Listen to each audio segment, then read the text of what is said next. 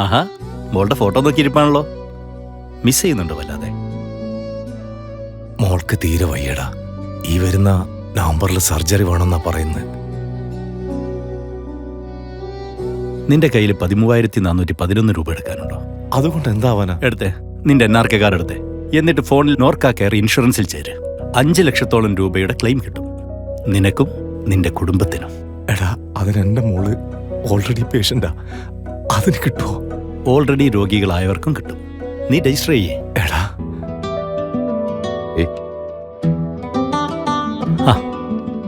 എന്തായി മോളുടെ സർജറി? എല്ലാം ഓക്കെ അല്ലേ? ഇപ്പോഴാ മനസ്സൊന്ന് ശാന്തായി.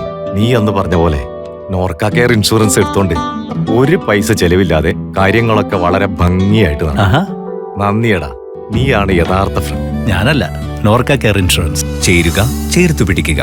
നോർക്ക കെയർ പ്രവാസി ഹെൽത്ത് ഇൻഷുറൻസ്.